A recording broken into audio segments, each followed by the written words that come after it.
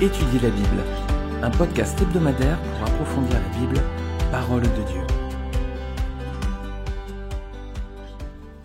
Bonjour à tous, c'est une joie toujours de vous retrouver semaine après semaine pour notre podcast Étudier la Bible.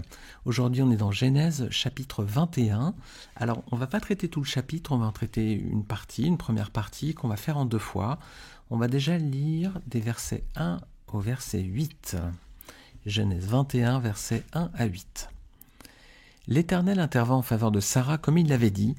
Il accomplit pour elle ce qu'il avait promis. Sarah tomba enceinte et donna un fils à Abraham dans sa vieillesse, au moment fixé dont Dieu lui avait parlé. Abraham appela Isaac, le fils qui lui était né, que Sarah lui avait donné. Il circoncit son fils Isaac lorsqu'il fut âgé de 8 jours, comme Dieu le lui avait ordonné.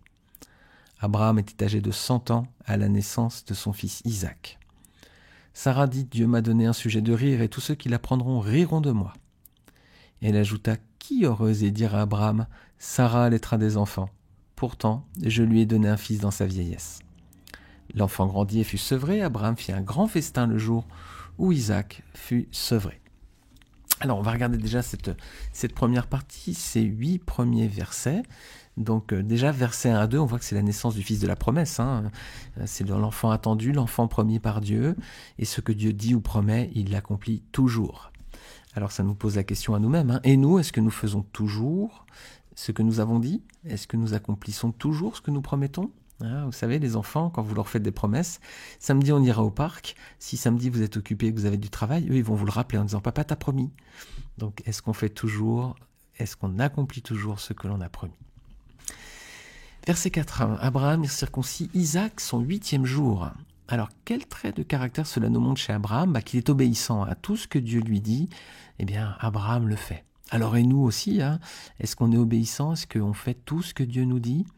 Quand Dieu me dit d'abandonner un péché, je vais lutter de toutes mes forces. Alors, est-ce que je vais lutter de toutes mes forces pour faire ce que Dieu m'a dit ou pour faire ce que j'ai envie de faire? Abraham, dans son cas, est obéissant. C'est une image magnifique du croyant que nous devrions suivre. Verset 5, Abraham était âgé de 100 ans à la naissance de son fils Isaac. Donc, quel âge avait Sarah? Eh bien, il faut aller dans Genèse 17, verset 17 pour en voir trace. 90 ans, parce qu'on voit qu'il y avait 10 ans d'écart avec Abraham. Donc, Abraham avait 100 ans, Sarah 90 ans lorsqu'elle a enfanté. Et c'était âgé, même si les patriarches ont vécu un petit peu plus longtemps que nous. Pourquoi? Parce qu'on voit que c'est quand même dans leur vieillesse et que s'ils sont eux-mêmes surpris. Sarah disait « Mon corps est mort pour donner la vie ». Donc non, Dieu peut faire sortir la vie de la mort. C'est ce qu'il a fait notamment à travers Christ.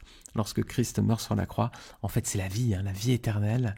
C'est l'éternité qui s'ouvre et elle est promise ensuite pour tous ceux qui accepteront le sacrifice de Christ pour leur vie. Alors, Abraham 100 ans, Sarah 90 ans. Quel âge avait Ismaël? 14 ans à l'époque. Genèse 16, verset 16 nous l'indique. Ismaël avait 14 ans à cette époque-là quand on fait le calcul. Alors Sarah, elle est surprise. Verset 6, elle dit « Dieu m'a fait un sujet de rire, quiconque l'apprendra rira de moi ». Ben oui, Isaac, ça veut dire littéralement « il rit ». Ça vient de la racine « sachak », rire, se moquer. Vous pouvez regarder dans Genèse 17, verset 15 à 19. Et aussi Genèse 18, verset 9 à 15. Voilà, vous pourrez regarder ces 2 références. En tout cas, c'est Isaac, c'est un enfant qui donne le sourire, un enfant qui rit. Verset 7 à présent, la grossesse de Sarah. Alors, on avait évoqué la stérilité la semaine dernière avec la maison d'Abimélec. L'Éternel peut toute chose, même une grossesse et une femme âgée. Le Seigneur a le pouvoir sur toute chair. Sur la vie comme sur la mort, le Seigneur a tout pouvoir, il peut le faire.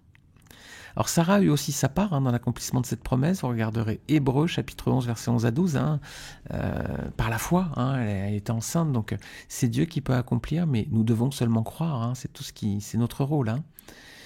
Mais Dieu ne joue pas avec l'ordre qu'il a lui-même instauré. Ici, il s'agit d'une naissance bien particulière. C'est un des 3 patriarches. Alors verset 8, le banquet.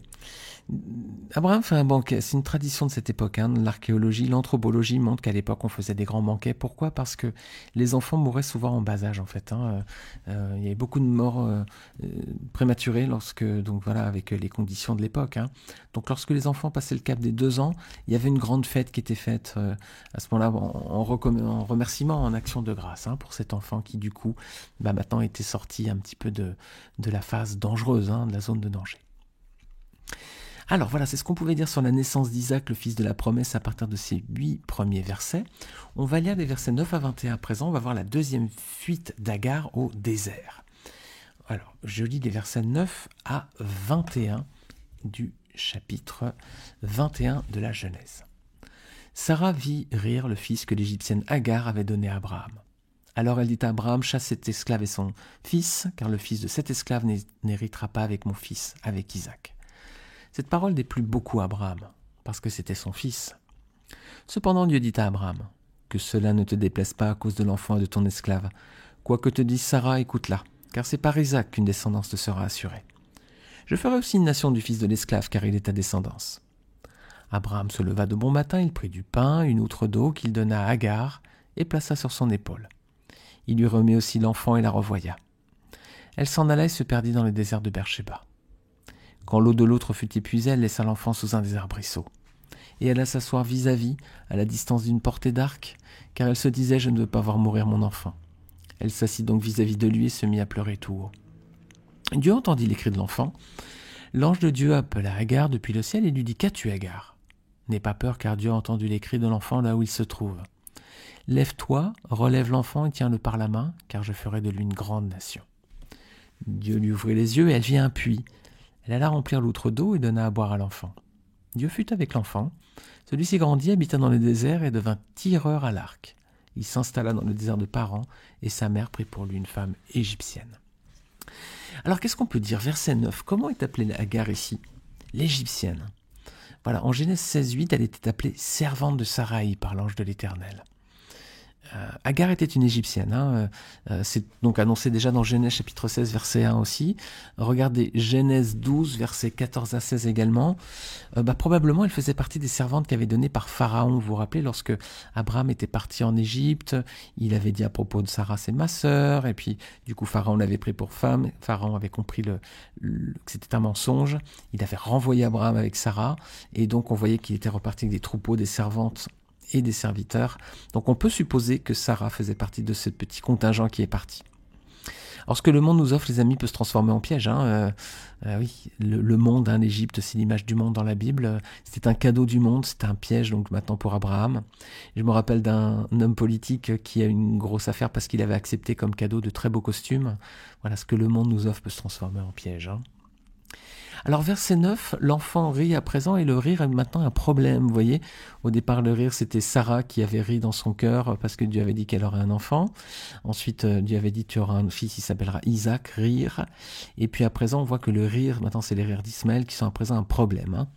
Alors c'est le même mot, Tsachak, qui est utilisé au verset 6 qu'au verset 9 dans ce cas. Attention aussi mes amis, parce que parfois on peut penser qu'on rit, mais la personne pense que l'on se moque. Parce que le mot Tsachak il peut dire rire ou moquerie. Alors attention, parce que des fois on peut dire c'est une plaisanterie, mais en fait c'est pas méchant, vous voyez, c'est juste pour chamailler un petit peu. Mais l'autre personne peut se vexer en face, qu'elle pense qu'on l'on se moque, alors soyons toujours prudents aussi avec la façon dont nous manipulons l'humour. Mais ici, Ismaël n'y fait pas que rire en fait, c'est bien dans le sens de se moquer. Regardez Galates 4, versets 28 à 30. Galates 4, versets 28 à 30, on est dans le Nouveau Testament, c'est l'apôtre Paul, et on trouve dans cet épître, Galates 4, verset 28. Le Fils né par volonté humaine persécutait alors celui qui était né grâce à l'Esprit, et il en va de même maintenant encore. Mais que dit l'Écriture? Chasse l'esclave et son fils, car le fils de l'esclave n'héritera pas avec le fils de la femme libre. Voilà mes amis, alors vous voyez qu'ici il y a la notion de persécution, il y a la notion de maltraitance. Donc on est au-delà du rire joyeux, de moquerie, de chamaillerie plutôt, on est un degré un peu plus fort, là il y a de la persécution. Alors verset 10, comment Sarah appelle-t-elle Ismaël? Elle l'appelle le fils de l'esclave. C'est dur quand même, parce que c'est quand même elle qui était responsable, c'est quand même elle qui avait mis Agar dans les bras d'Abraham, donc elle était vraiment responsable, coupable, donc elle est un petit peu dure quand même, Sarah, un petit peu ingrate quand même. Verset 11, Sarah, est-ce qu'elle a eu raison de renvoyer la servante? C'est dur aussi, la Sarah, elle est dure, elle a un comportement dur avec la personne, elle veut la renvoyer ensuite. Dieu lui donne raison au verset 12, visiblement il n'a pas cautionné l'attitude d'Ismaël non plus. Et Abraham, c'est quoi sa réaction? versets 12 à 14. Dieu lui dit que ça ne te déplaise pas, donc il devait être contrarié. Bah oui, son fils aîné, c'était Ismaël. Mais quand même, on voit qu'il ne réagit pas, il ne surréagit pas, il attend. Dieu lui a parlé, donc il attend, il fait preuve de sagesse. Il a bien fait, Dieu va lui répondre. Abraham ne va pas s'obstiner, il va obéir à Dieu. Et il va obéir sans attendre. 2 bons matins, blablabla, il va traiter son problème. On avait vu la semaine dernière, Genèse 20, verset 8, Abimelech aussi, 2 bons matins, il avait traité son problème. Quand on a des problèmes, les amis, il ne faut pas attendre 2 bons matins, levons-nous et traitons-les, ils ne vont pas disparaître tout seuls. Alors Agar part dans le désert et se perd, on ne sait pas où elle va, l'Égypte c'est loin à pied, les amis, peut-être qu'elle veut retourner par là, c'est loin. Alors c'est peut-être une image de ceux qui marchent en Dieu, qui n'ont pas de boussole, qui se perdent dans le monde, voilà.